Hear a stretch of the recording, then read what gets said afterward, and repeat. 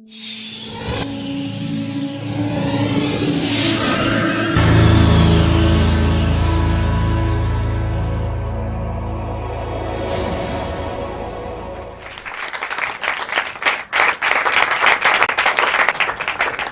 why does good sex so often fade, even for couples who continue to love each other as much as ever? And why does good intimacy not guarantee good sex, contrary to popular belief? Or the next question would be, can we want what we already have? That's the million-dollar question, right? And why is the forbidden so erotic? What is it about transgression that makes desire so potent? And why does sex make babies and babies spell erotic disaster in couples? It's kind of the fatal erotic blow, isn't it? And when you love, how does it feel? And when you desire, how is it different? These are some of the questions that are at the center of my exploration on the nature of erotic desire and its concomitant dilemmas in modern love. So I traveled the globe, and what I'm noticing is that everywhere where romanticism has entered, there seems to be a crisis of desire. A crisis of desire as in owning the wanting. Desire as an expression of our individuality, of our free choice, of our preferences, of our identity. Desire that has become a central concept as part of modern love and individualistic societies. You know, this is the first time in the history of humankind where we are trying to experience sexuality in the long term, not because we want 14 children for which we need to have even more because many of them won't make it, and not because it is exclusively a woman's marital duty. This is the first time that we want sex over time about pleasure and connection that is rooted in desire. So what sustains desire and why is it so difficult? And at the heart of sustaining desire in a committed relationship, I think, is the reconciliation of two fundamental human needs. On the one hand, our need for security, for predictability, for safety, for dependability, for reliability, for permanence, all these anchoring, grounding experiences of our lives that we call home. But we also have an equally strong need, men and women, for adventure, for novelty, for mystery, for risk, for danger, for the unknown, for the unexpected, surprise, you get the gist, for journey, for travel. So reconciling our need for security and our need for adventure into one relationship, or what we today like to call a passionate marriage, used to be a contradiction in terms. Marriage was an economic institution in which you were given a partnership for life in terms of children and social status and succession and companionship. But now we want our partner to still give us all these things, but in addition, I want you to be my best friend and my trusted confidant and my passionate lover to boot, and we live twice as long. So we come to one person, and we basically are asking them to give us what once an entire village used to provide. Give me belonging, give me identity, give me continuity, but give me transcendence and mystery and awe all in one. Give me comfort, give me edge, give me novelty, give me familiarity, give me predictability, give me surprise. And we think it's a given, and toys and lingerie are going to save us with that. So now we get to the existential reality of this story, right? Because I think in some way, and I'll come back to that, but the crisis of desire is often a crisis of the imagination. So why does good sex so often fade? What is the relationship between love and desire? How do they relate and how do they conflict? Because therein lies the mystery of eroticism. So if there is a verb for me that comes with love, it's to have. And if there is a verb that comes with desire, it is to want.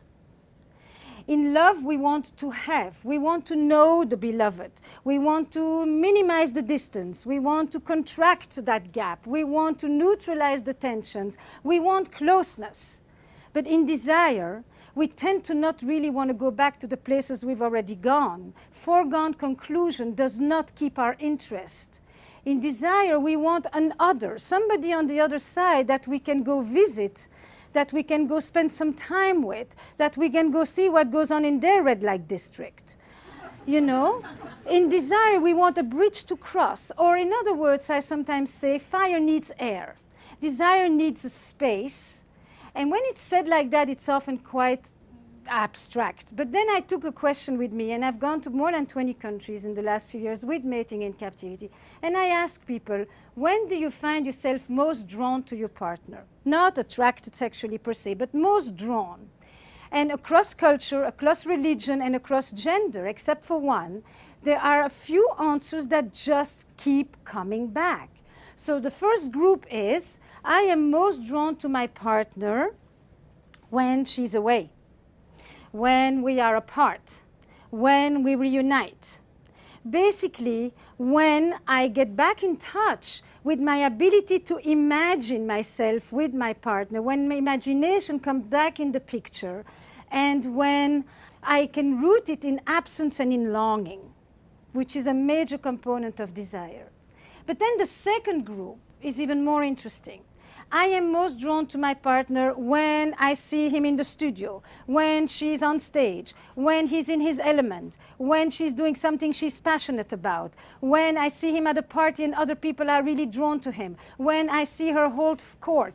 Basically, when I look at my partner, radiant and confident, probably the biggest turn on across the board. Radiant as in self-sustaining. I look at this person. By the way, in desire, people rarely talk about it when we are blended into 5 centimeters from each other. I don't know in inches how much that is.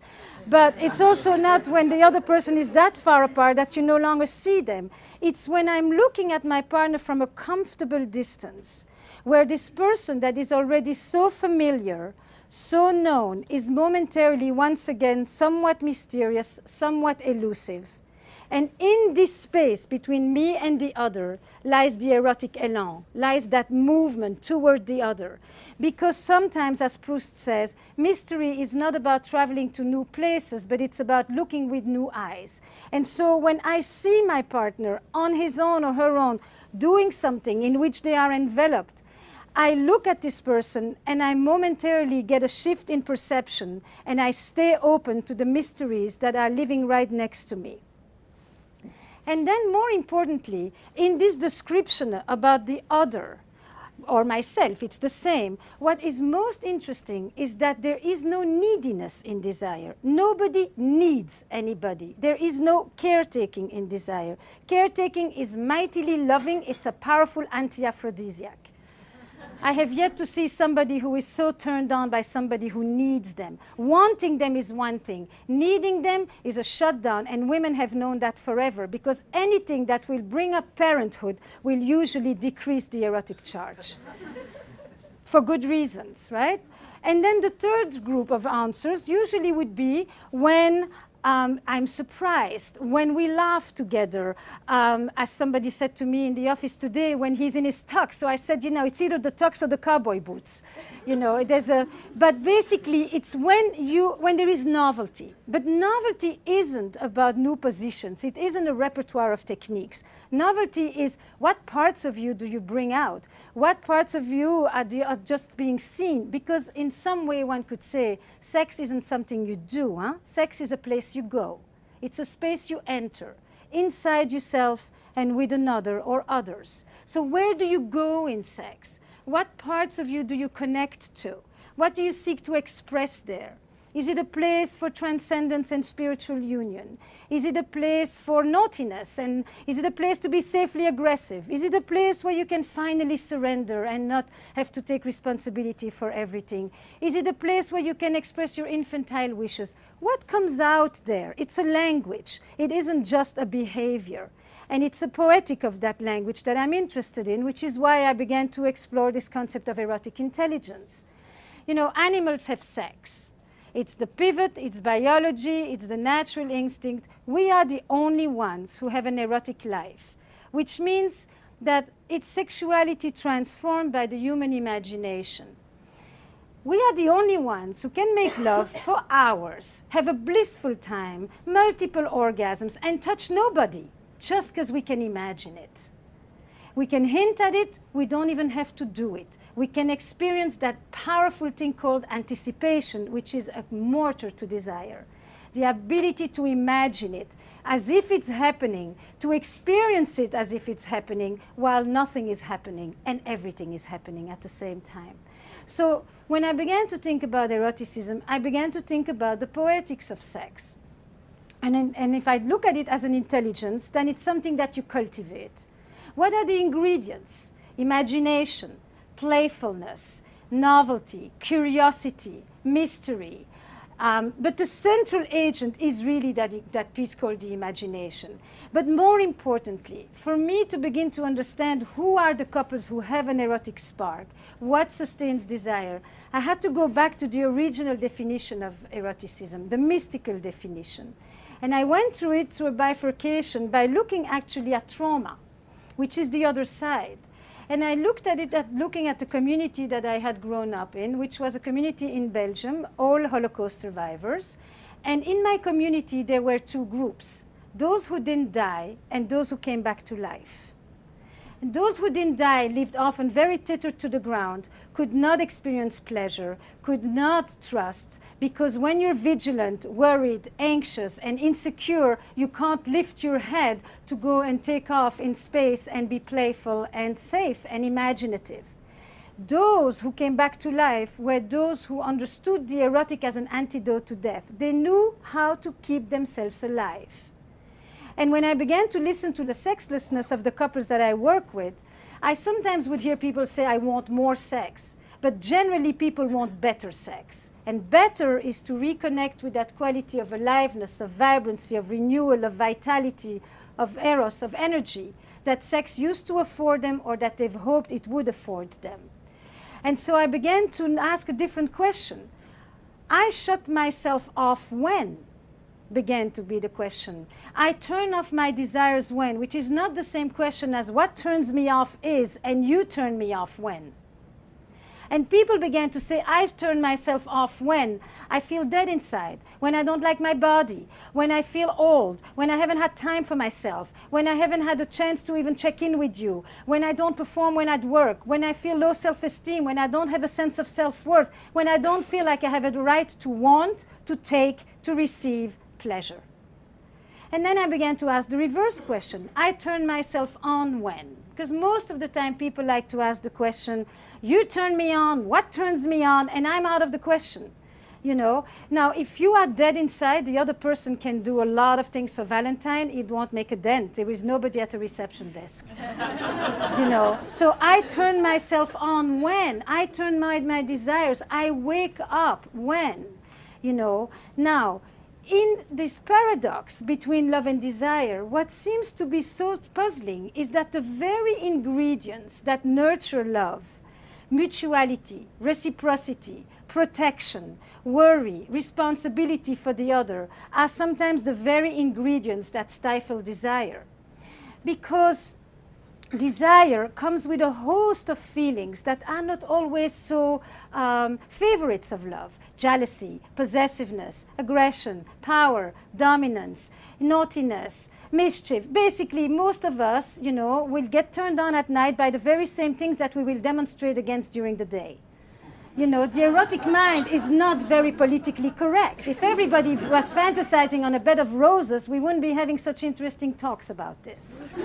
You know, but no, in our mind up there are a host of things going on that we don't always know how to bring to the person that we love, because we think love comes with selflessness, and in fact desire comes with a certain amount of selfishness in the best sense of the word. The ability to stay connected to oneself in the presence of another. So I want to draw that little image for you, because this need to reconcile these two sets of needs, we are born with that. Our need for connection, our need for separateness, or our need for security and adventure, or our need for togetherness and for autonomy. And if you think about the little kid who sits on your lap, and who is cozily nested here and very secure and comfortable. And at some point, all of us need to go out into the world to discover and to explore. That's the beginning of desire. That next exploratory needs curiosity, discovery. And then at some point they turn around and they look at you. And if you tell them, hey kiddo, the world's a great place, go for it, there's so much fun out there, then they can turn away and they can experience connection and separateness at the same time. They can go off in their imagination, off in their body, off in their playfulness, all the while knowing that there's somebody when they come back to. But if on this side there is somebody who says, I'm worried, I'm anxious, I'm depressed, my partner hasn't taken care of me in so long, what's so good out there? Don't we have everything you need together, you and I? Then there are a few little reactions that all of us can pretty much recognize. Some of us will come back, came back a long time ago. And that little child who comes back is the child who will forgo a part of himself in order not to lose the other. I will lose my freedom in order not to lose connection.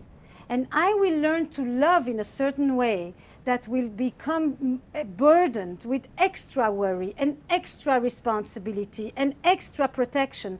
And I won't know how to leave you in order to go play, in order to go experience pleasure, in order to discover, to enter inside myself. Translate this into adult language. It starts very young, it continues into our sex lives up to the end. Child number 2 comes back but looks like that over their shoulder all the time. You know, are you going to be there? You're going to curse me? You're going to scold me? You're going to be angry with me? And they may be gone, but they're never really away. And those are often the people that will tell you in the beginning it was super hot.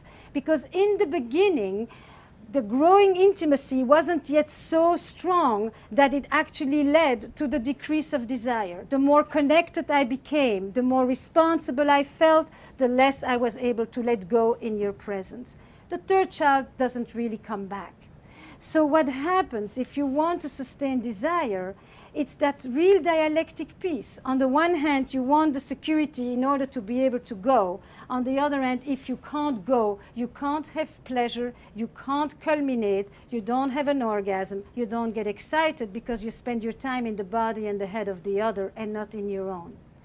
So in this dilemma about reconciling these two sets of fundamental needs, there are a few things that I've come to understand erotic couples do. One, they have a lot of sexual privacy. They understand that there is an erotic space that belongs to each of them. They also understand that foreplay is not something you do 5 minutes before the real thing. Foreplay pretty much starts at the end of the previous orgasm. They also understand that an erotic space isn't about you begin to stroke the other, it's about you create a space where you leave Management Inc., maybe where you leave the Agile program, and you actually just enter that place where you stop being the good citizen who is taking care of things and being responsible. Responsibility and desire just butt heads. They don't really do well together. Erotic couples also understand that passion waxes and wanes. It's pretty much like the moon. It has intermittent eclipses. But what they know is they know how to resurrect it. They know how to bring it back. And they know how to bring it back because they have demystified one big myth, which is the myth of spontaneity, which is that it's just going to fall from heaven while you're folding the laundry like a deus ex machina. And in fact, they understood that whatever is going to just happen in a long-term relationship already has. Committed sex is premeditated sex. It's willful, it's intentional, it's focus and presence. Merry Valentine.